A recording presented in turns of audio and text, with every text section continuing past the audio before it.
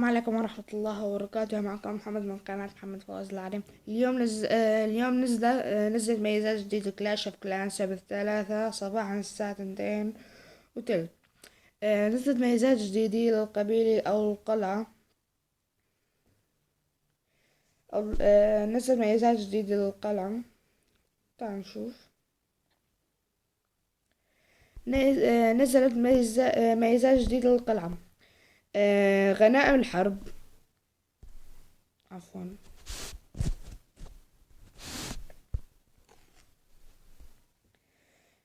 غنائم الحرب، بالعادي كانوا انه تاخد غنائم الحرب وحدا هاجم عليه، انه بياخد غنائمك الحرب. بس لا، نزلت ميزات يعني كتير آمنة للموارد بقلعتك.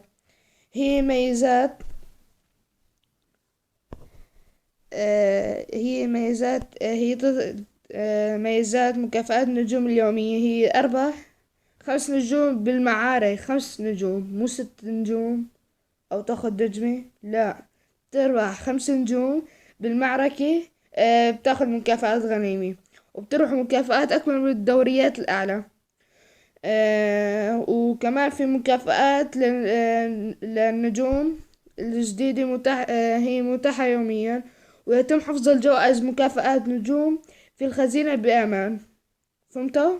يعني يتم حفظ الجوائز ومكافآت نجوم في الخزينة بأمان. انه غنائم الحرب بتنحفظ بالقبيلة، قلعة القبيلة او قبيلة الكلان، او المهم آمنة. ما حد بيقدر ياخذها الموارد غيرك انت.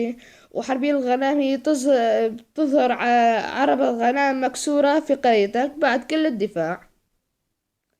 اجمع هذه العرب الاستعادة بعد المواد المفقودة. يعني بتطلع لك مثل شجرة او هيك مثل خشبة صغيرة، انه بتاخد منها شوية موارد، مثل تحديث الماضي بالكريسماس.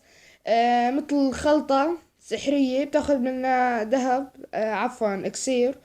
وفي شجرة الكريسماس كمان بتاخد منها ذهب. وخزينة قلعة القبيلة. قلعة القبيلة موارد محمية جيدة للخزينة، وتحمل الخزينة مكافآت غنية من حرب القبائل ومكافآت النجوم، إن أكثر أمانا لحفظ مكافآت غنيمة حتى تصبح جواز ألا نفقدها. يعني هالميزات جديدة، وبالفعل إنها بالفعل إنها آمنة.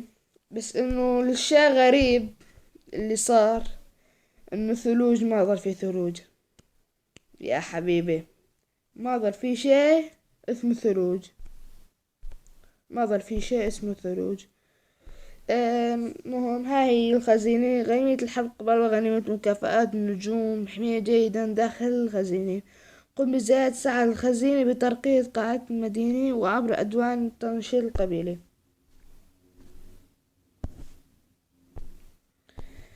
تمام، هذا هو الميزات النازلة. طبعا الميزات بس على القلعة أو القبيلة. المهم لا تنسوا الاشتراك واللايكات. بدنا أعلى بدنا أعلى لايكات. بدنا نفجر تعليقات بكل شيء. المهم شاركوا، لا تنسوا الاشتراك والإعجاب بالقناة. والسلام عليكم ورحمة الله.